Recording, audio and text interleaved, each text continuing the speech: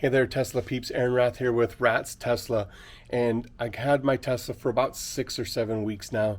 And I've wanted to put in the Garage Link home garage door opener because, there's no really way to clip the garage door opener on the visor. It falls off every time I go around the corner, or I have it in the middle console, then I have to open the console up. So I've been thinking about doing it, but I really didn't want to dish out the $300+ for the kit and then the time and effort for the person to come out and install it and all of that. And then at the end of the day, it's only good for the Tesla. But I think I have an alternative to that. So stick around for the rest of this video and I'm going to show you what I got.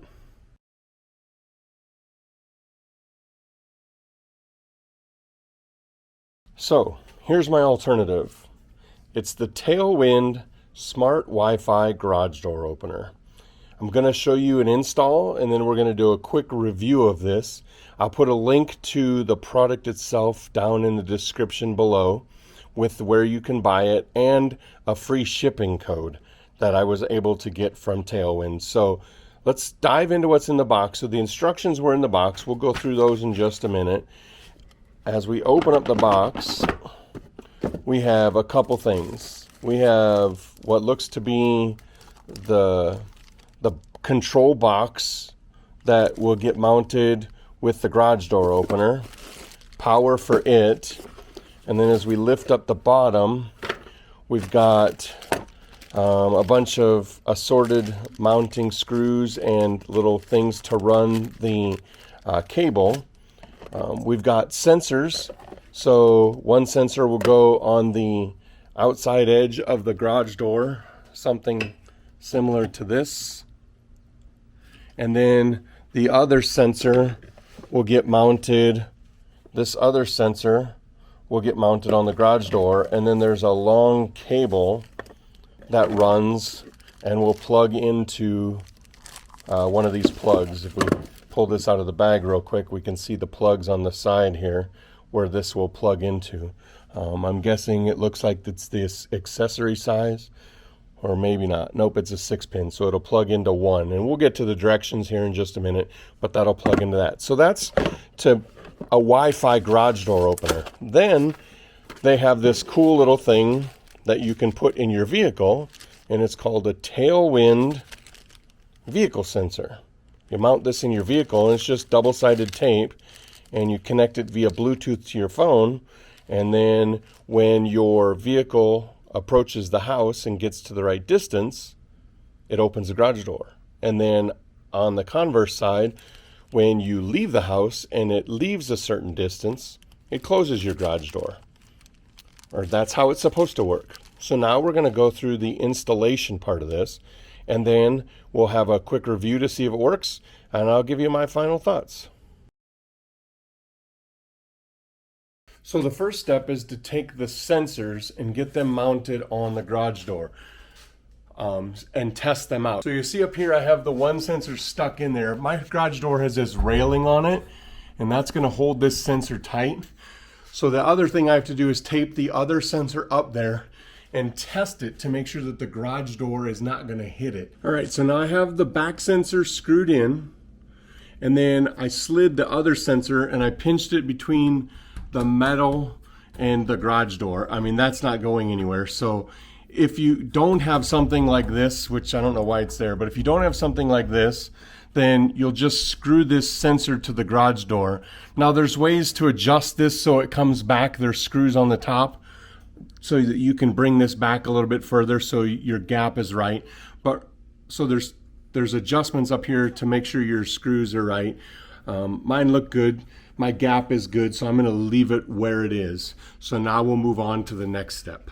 All right, the next step is to get the wiring that was up top and get it over to the garage door going along the rails. So let me show you real quick where we're going to run the wiring.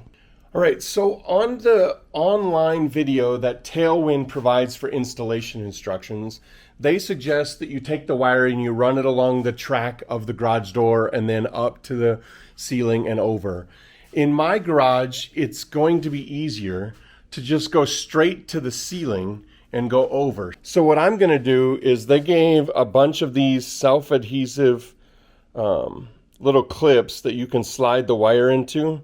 So I'm going to put as many of these as I can along my garage ceiling and get that wire run over to where my garage door is. So my garage door opener is there, and I'm going to take those clips and just run them along the ceiling there so that they come down to where the wire is at there. I'm just going to do that off camera real quick because I don't think that's something too technical, and I think you guys are smart enough to figure that out. So I'm going to take that off camera. All right, so next step involves us wiring to the garage door opener. So we're going to unplug the garage door opener because that's what they suggest to do. And then on the back, we've got two wires here that come off of that long wire that we just ran over from the sensor on the garage. And then on the back of mine, I have a LiftMaster. I have two terminals here on the end. So 1 and 2. I'm going to plug these two wires into these two terminals. These basically are the terminals that go back to your garage door opener, not anything that you have in your car, but the one that's maybe mounted on the wall by your door into your house or whatever. So if you don't know, go to the website and they'll help you find these wires. So I'm going to quick do that and I'll be right back. All right, so now you can see I have the wires in there. All you have to do is push down on one of these tabs, insert the wire, and then push the tab back up, and they stayed there. So now we're going to go to wiring up the module itself. All right, for this next step, we'll need two things. We need the controller and the power cord. So first thing we're going to do is plug in the power cord. Now you'll notice we have basically the two wires hanging down. So we have the wire from the harness that we ran over, and we have the power wire. So on the back of the controller, if I can get rid of this dog here, on the back of the controller, there's ports 1, 2, and 3. Those are for garage doors 1, 2, and 3. We just put in garage door 1.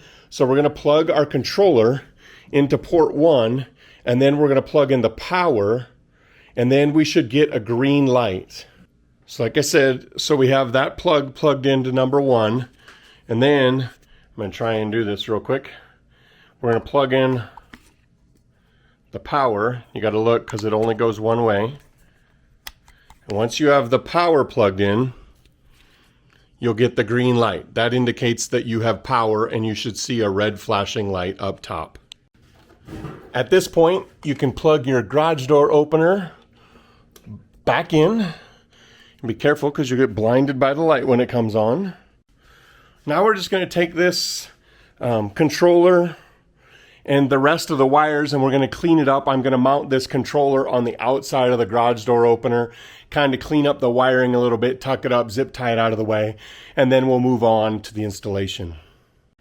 All right, so now I got the sensor, or the controller on the side of the garage door opener, and an ugly bundle of wires up top because I didn't do a very good job, but it's in the garage and I really don't care. It's up and out of the way. You want to make sure that when you bundle your wires up, that you have them out of the way. So if you have a chain-driven garage door opener, that the chain won't run over those wires. So you want to be careful with that. Now we're going to move on to the app portion. All right, so the next thing you're going to do is we have to download the app for this. So you can go to the App Store or Google Play, whichever you have Android, and you're going to download the Tailwind app. So Tailwind, and then you have to scroll down, and it's this one. It's called Tailwind Smart. Okay, so go ahead and get that downloaded, and then we will proceed from there. All right, so once you have the Tailwind app loaded on your phone, we're going to open it up, and you have to allow while using the app for location.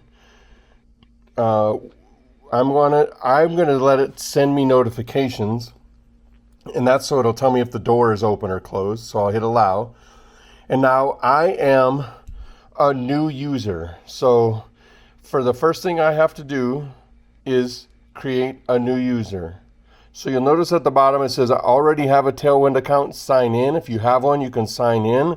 If you don't, you are going to be a new user. And you have to use new user first because you have to set up the admin account. If you use an invited user, that's for additional people to be on there, but we're going to use a new user. So now it's going to ask us all these questions. To register as a new user, you'll need device of your own, and I have one, so I'm going to click yes. It's going to ask me to scan the device QR code, and that is on the front of the instructions. So I'll do that real quick off camera. Once you get that done, it asks you for stuff about your garage door opener. So mine was a LiftMaster, and all are selected. It'll run me through all the instructions on how it had me wire up the 2 wires. That's that there, and then another way to do it. So I'm gonna hit continue because I already did that. And then it says, okay, let's get started. Bring your Tailwind kit with you into your garage. Yes, I have it. I need to allow it to use Bluetooth. It has to have Bluetooth in order to set up. So I'm going to hit OK. And then I'm going to have recheck because it needs all 3 of these check boxes green. So it needs to have enable GPS location on your phone checked, Bluetooth on your phone checked, and we need to be connected with 2.4 gigahertz home Wi-Fi. It has to be 2.4 gig. It can't be the 5. So I have all 3 of those checks, so I can hit the next button at the bottom. Now we're going to hold the phone at the location of our controller and see what kind of signal we have. I have full Wi-Fi, so according to their little green, yellow, red here on my phone, green, good, fair, or weak, I have good. So I'm just going to hit next. I already did this. I connected it to the power outlet. It's plugged in. So it says check the flash or check the status light. So if we walk over and we look at the status light, it's flashing red. So back on the app, I'm going to hit flashing red. And then it'll tell me to press the reset button included with the included pin tool. So it comes with this little pin tool. So we're going to go hit the reset button. Once we hit the reset button, that flashing red turned to flashing blue. Now we'll come back to the app. We'll hit next, and it says, is the light flashing blue? Yes. Searching for Tailwind devices. So it found it, so it asks for current Wi-Fi password. I'm going to take you off for that. Once you have your password entered, you're going to hit connect. You want to make sure that your Wi-Fi network name is right here. And then you get your password put in, you hit connect, and it's going to go through its please wait while it's doing its configuration steps. So we'll sit here with this. We might speed up if this takes too long. Okay, didn't take too long. So now it says that our light should be yellow or pale green. So we're going to go check it. All right, so our light is yellow. So we're good. Now we'll come back to the app and select yes, because we did. How will you identify this device? So I'm going to give it a name. We're going to call this garage. Number of doors, I have 1. So we'll hit done. We'll hit next. Please bring this phone with you and stand outside in your driveway for 1 minute, approximately 20 feet from your garage door. So I'm going to go out front. All right, so now it says to please bring your phone with you and stand outside in your driveway for 1 minute, approximately 20 feet from your garage door. Tap Learn Garage Location below on the app and then slowly walk towards your garage while the timer counts down to 0. So we've been standing here for about a minute. So I'm going to hit Learn Garage Location. And then we're going to slowly walk in. As we do this, it's finding our accuracy location. It says accuracy good. And it says done. So I'm going to click done. It got my street address right. So I'm going to hit next. Okay, so then it asked me for my first name, last name. It asked me for my email address. I had to confirm my email address. It sent me a confirmation code. I put that confirmation code in, and then it asked me to set a password. I set the password. I clicked OK on all the agreements, and now it says registration complete. start hardware configuration. I'm gonna hit that button. It's telling me how to set up the hardware, which I've already done. So I'm gonna skip through all of these steps. Gets all the way to finished. Then I get a what's new, and it tells me it fixed bugs. So I hit got it. Wow, I can even put it on my Apple Watch if I want. I'm going to do that later, so we'll skip that step for now. And now it looks like my garage door is on here. So now here's my garage. If I did it correctly, if I hit this button, it should open my garage theoretically.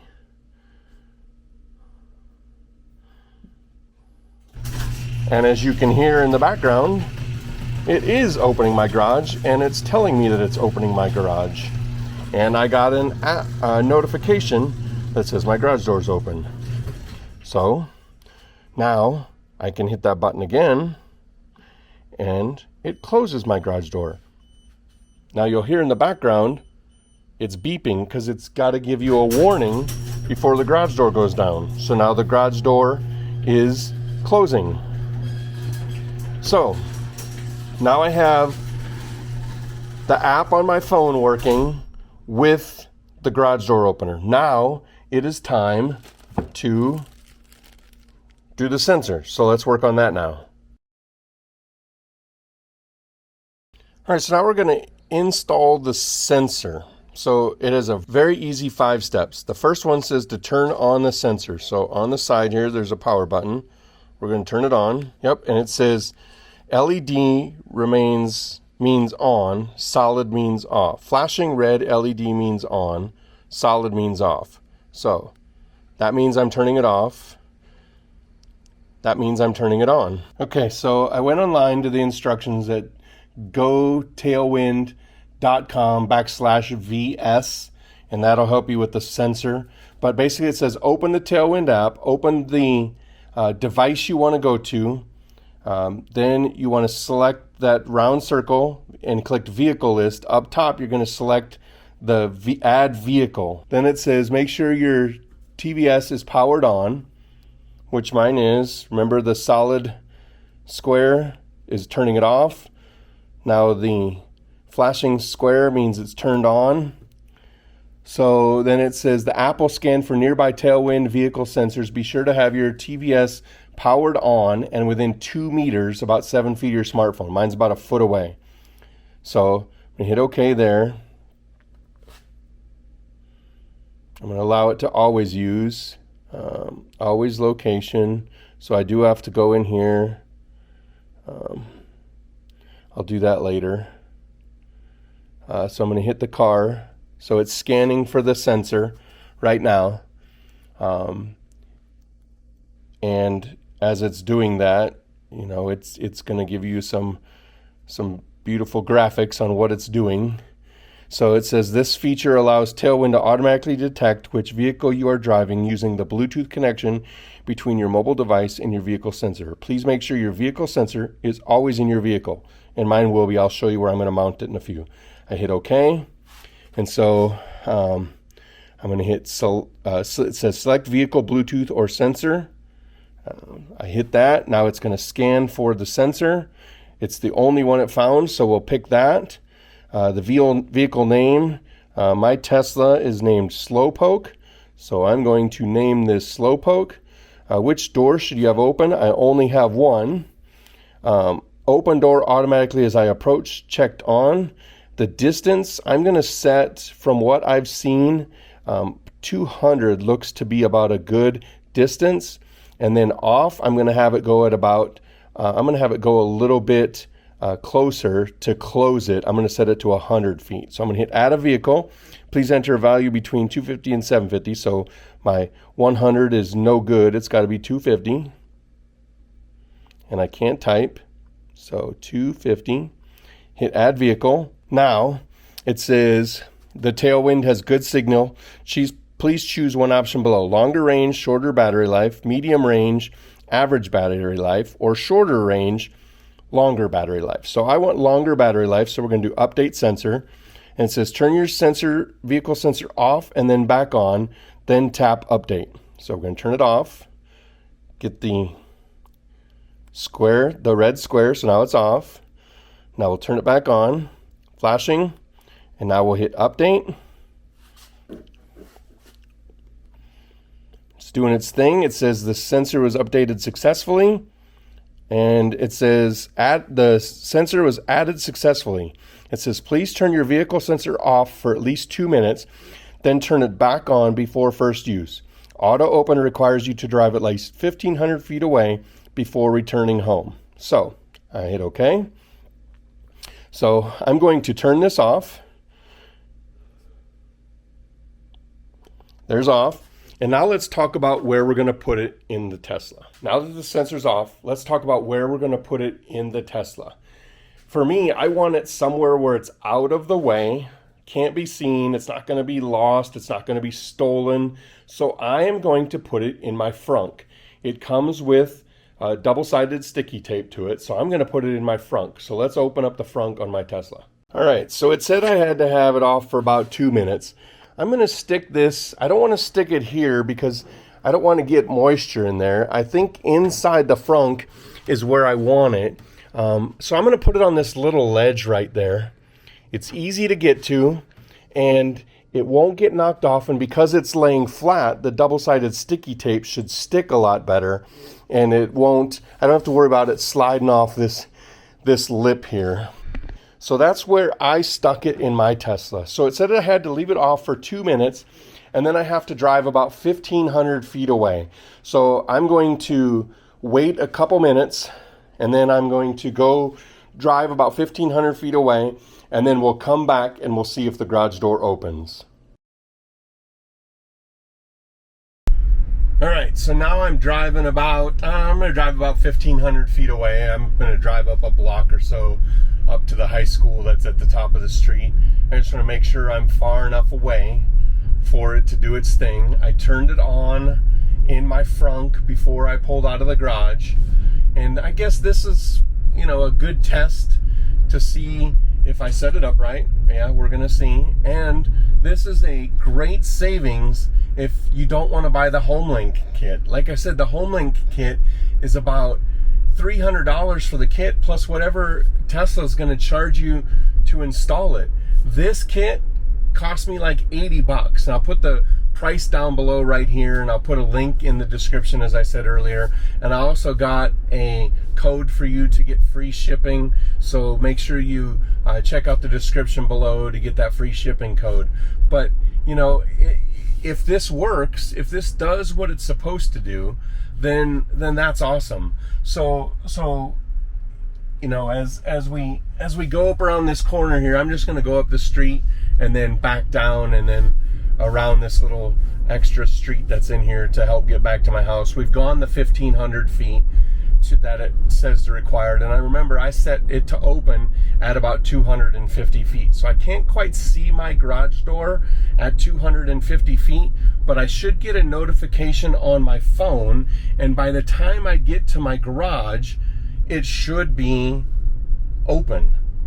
And so if that's the case, then what we'll do is we'll back up and we'll test to see if it closes it. Maybe I'll park my car up the hill a little bit and I should get another notification that says that the garage door was closed.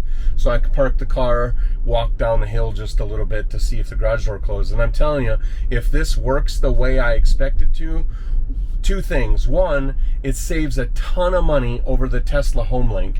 And two, this is expandable to other cars in your family.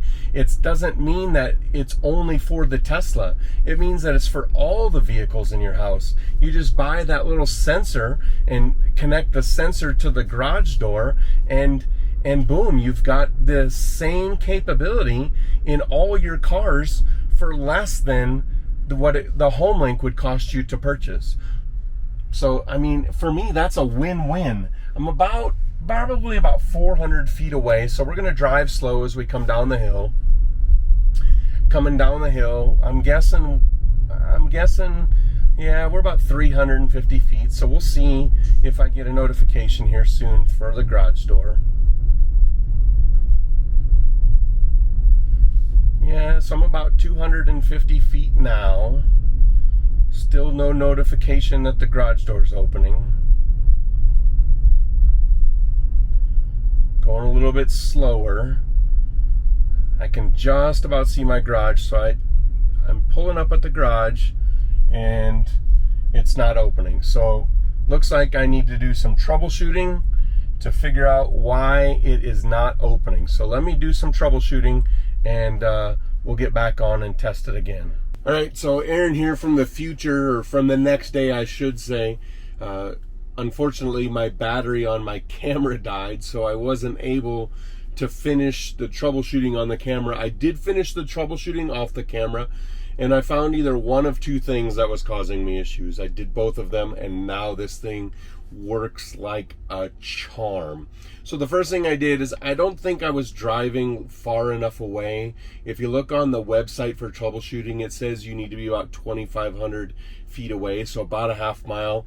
I wasn't going that far away. So yesterday I actually drove to work, which is 23 miles away, so I cleared it, no problem.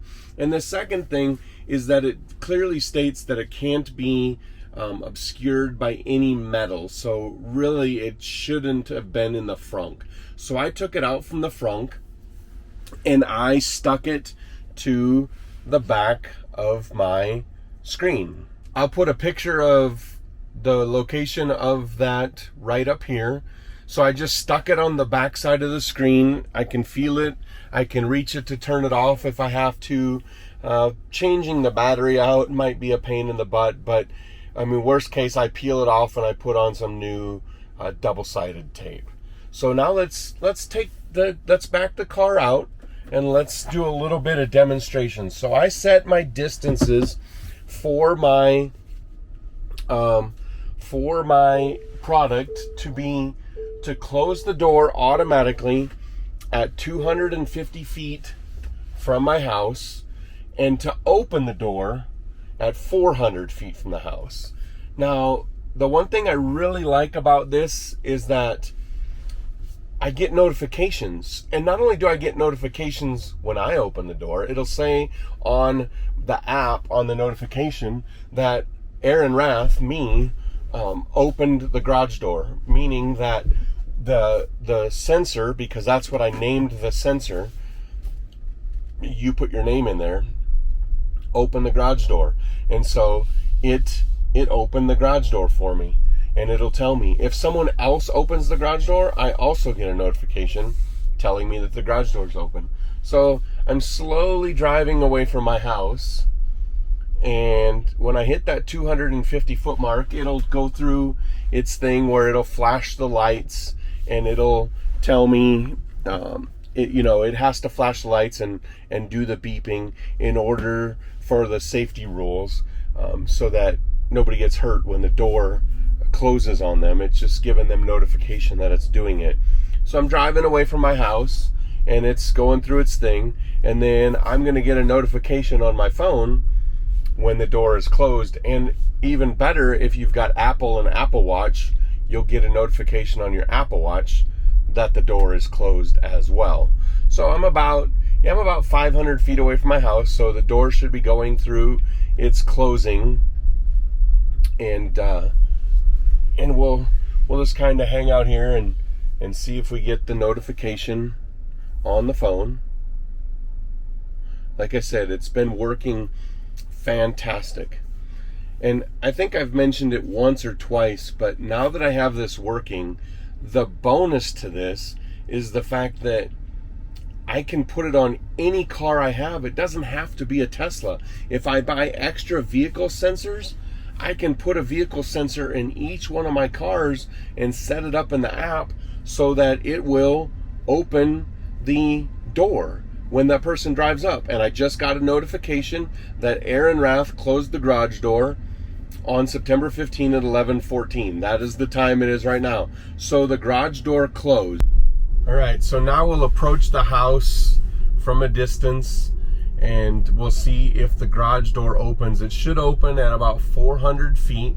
That's what distance I set it at. So as we come down the hill and around the corner, we'll get into that 400 foot circle going towards my house and see if the garage door opens. And I'm telling you what, this is a fantastic. Actually, I actually think this is a better way of doing it than the home link on your Tesla. First off, if you get rid of your Tesla, and you go to a different car, this is easily transferable. You just take the vehicle sensor out and put it in your new vehicle. And even better, you can add other vehicles to your thing. So I'm going to buy 3 more of these sensors, 1 for each of the vehicles at my house, so that everybody else has the exact same thing. You can't do that with HomeLink. As we approach my house, the garage door is going up. And as we pull in front, you can see it. I get a notification on my watch. My garage door's going up, and as I pull in front of my house, I just pull inside. As simple as that. So as you can see, this is an outstanding alternative to HomeLink for your Tesla. As a matter of fact, like I said, I think it is a better alternative. It's way cheaper and it's transferable. You can expand it to other vehicles, and yeah, really a great product for your car. So I'm going to put all the links down below to instructions, make sure your garage door opener is compatible, link to the products themselves. I also have a free shipping code for you, so make sure you use that when you order, and just go out. I'm telling you, this is the product. Buy this product. I'll put all that stuff down below. Make sure you subscribe to my channel and click the bell for future videos. Drop a like on the video. It doesn't cost you anything, only helps me out. And then throw any comments in there. If you've used this product, let me know what you think of it. If there's something that I did that would have made this all a lot easier, throw me a comment as well. But I appreciate you watching today's video for this alternate item for HomeLink. I'm telling you, this is way better and way cheaper. So thanks for watching today. Get out, go on a drive, and be safe.